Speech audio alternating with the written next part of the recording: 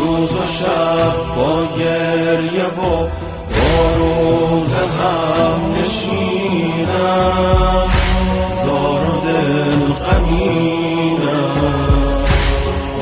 بیرنینم.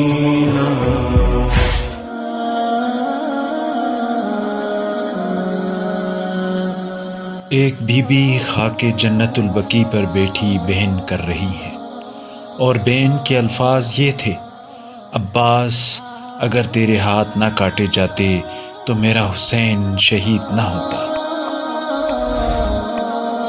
بہن کرنے والی یہ بی بی ام البنین ہے۔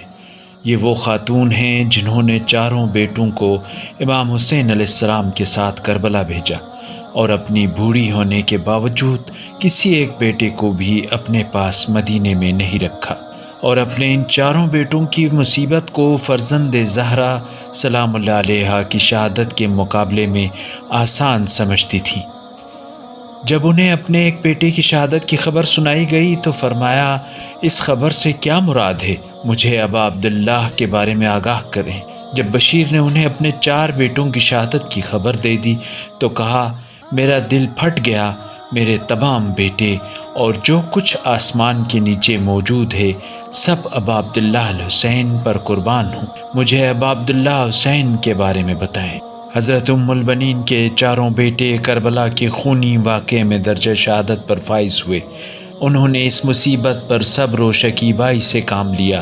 حادثہ عاشورہ سے آگاہ ہونے کے بعد وہ اپنے بیٹے عباس کے فرزند عبداللہ کو اپنے ساتھ قبرستان بقیع میں لے جایا کرتی تھیں، اور اپنے بیٹوں کے غم میں دردناک اشعار پڑھا کرتی تھیں۔ مدینے کے لوگ بھی اس عظیم خاتون کے درد بھرے بین سننے کے لیے وہاں اکٹھے ہو جایا کرتے تھے اور گریہ وزاری کرتے تھے۔ حضرت ام البنین سلام اللہ علیہا شرافت، نجابت، پاک دامنی اور اخلاص کا مجسمہ تھی۔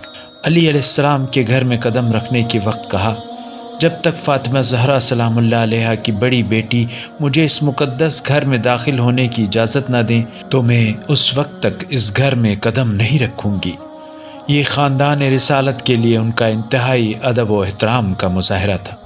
جس دن حضرت ام البنین نے علی علیہ السلام کے گھر میں پہلی بار قدم رکھا، امام حسن علیہ السلام اور امام حسین علیہ السلام بیمار تھے، تو ابو طالب کی بہو گھر میں داخل ہوتے ہی عالم ہستی کے ان 2 عزیزوں اور اہل بہشت کے جوانوں کے سرداروں کے پاس پہنچی، اور ایک ہمدرد ماں کے مانند ان کی تیمارداری کرنے لگی، اور مسلسل یہ کہتی تھیں کہ میں فاطمۃ الزہرا کی اولاد کی کنیز ہوں۔ حضرت ام البنین سلام اللہ علیہا نے حضرت علی علیہ السلام کے ساتھ ایک مختصر مدت کی مشترکہ زندگی کے بعد امیر المومنین علیہ السلام کی خدمت میں یہ تجویز پیش کی کہ انہیں فاطمہ کی بجائے ام البنین خطاب کریں، تاکہ فاطمہ اور کنیز فاطمہ کے درمیان فرق مشخص ہو جائے اور یہ فرق محفوظ رہے۔ حضرت علی علیہ السلام سے شادی کے نتیجے میں حضرت ام البنین نے 4 شجاع اور بہادر بیٹوں کو جنم دیا، جن کے نام عباس، عبداللہ، جعفر اور عثمان تھے، اور انہی بیٹوں کی وجہ سے انہیں ام البنین یعنی بیٹوں کی ماں کہا جاتا تھا۔ حضرت ام البنین کے 4 بیٹے کربلا میں شہید ہوئے، اور صرف حضرت عباس کی نسل ان کے بیٹے عبید اللہ سے جاری رہی۔ ام البنین کی اپنے شوہر کے لیے وفاداری اس حد تک تھی کہ حضرت علی علیہ السلام کی شہادت کے بعد جوان ہونے کے باوجود اپنی عمر کے آخری لمحات تک اپنے شوہر کے احترام میں دوسری شادی نہیں کی، اور حضرت علی علیہ السلام کے بعد 20 سال سے زیادہ کی طولانی مدت تک زندہ رہی۔ جب حضرت علی علیہ السلام کی ایک بیوی حضرت امامہ کے بارے میں ایک مشہور عرب سے رشتے کی بات ہوئی اور اس سلسلے میں حضرت ام البنین سے صلاح مشورہ کیا گیا، تو انہوں نے جواب میں فرمایا، سزاوار نہیں ہے کہ علی علیہ السلام کے بعد ہم کسی دوسرے مرد کے گھر میں جا کر اس کے ساتھ ازدواجی زندگی کا عہد و پیمان باندھیں۔ ام البنین کے اس کلام نے صرف حضرت امامہ کو ہی متاثر نہیں کیا، بلکہ اس نے حضرت لیلہ، حضرت تمیمیہ اور حضرت اسماء بنت امیس پر بھی اثر ڈالا، اور حضرت علی علیہ السلام کی ان 4 بیویوں نے زندگی بھر علی علیہ السلام کے بعد کسی دوسرے مرد سے شادی نہیں کی۔ حضرت ام البنین کے مہر و محبت سے چھلکتی زندگی آخری لمحات میں تھی، زندگی کی آخری رات تھی۔ خادمہ فضہ نے درخواست کی کہ ان آخری لمحات میں اسے ایک بہترین جملہ سکھائے۔ حضرت ام البنین نے ایک تبسم کی حالت میں فرمایا، السلام علیکہ یا ابا عبداللہ الحسین۔